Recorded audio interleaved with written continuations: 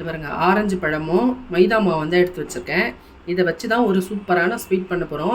எப்படி பண்ணலான்னு வாங்க பார்க்கலாம். பாருங்கள், ஆரஞ்சு பழத்தை தோல் எடுத்து கட் பண்ணி வச்சுருக்கேன். இது மிக்ஸி ஜாரில் சேர்த்து இதை வந்து நைஸாக அரைச்சிக்கணும். பாருங்கள், அரைச்சிட்டு வந்தாச்சு. இப்போ இந்த ஒரு கப் மைதா மாவு எடுத்து வச்சுருக்கோம் இல்லையா, நம்ம இது கூட ஊற்றி மிக்ஸ் பண்ணிக்கலாம். தண்ணி ஊற்ற வேணாம். இதுலேயே எவ்வளோ வேணுமோ ஜூஸு அவ்வளோ ஊற்றி நம்ம இந்த மாவை வந்து பிசைஞ்சிக்கலாம்.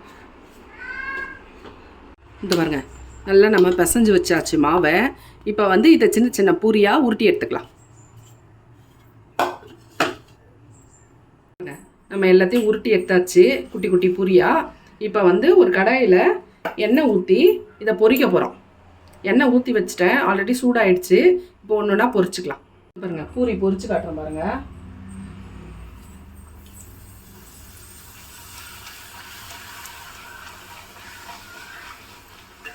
இந்த மாதிரி ஒவ்வொன்றா பொரிச்சுக்குங்க.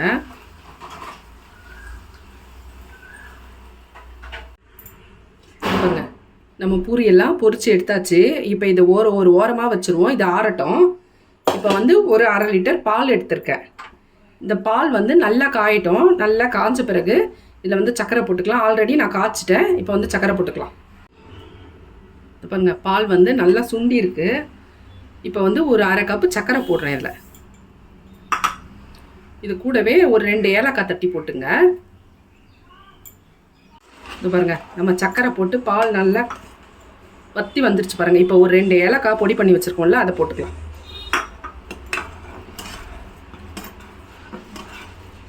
இப்போ அடுப்பு ஆஃப் பண்ணிவிட்டு நம்ம அந்த பூரி சுட்டு வச்சுருக்கோம் இல்லையா, அதில் எடுத்து இந்த பாலை ஊற்ற. இது பாருங்கள், பூரி நல்லா ஆறி வச்சுட்டோம். இப்போ இந்த பால் எடுத்து இந்த பூரியில் ஊற்றிக்கலாம். இதை நம்ம ஊரெல்லாம் வைக்கணும்னு இல்லை, அப்படியே எடுத்து அப்படியே சாப்பிட்லாம். சூப்பராக இருக்கும்.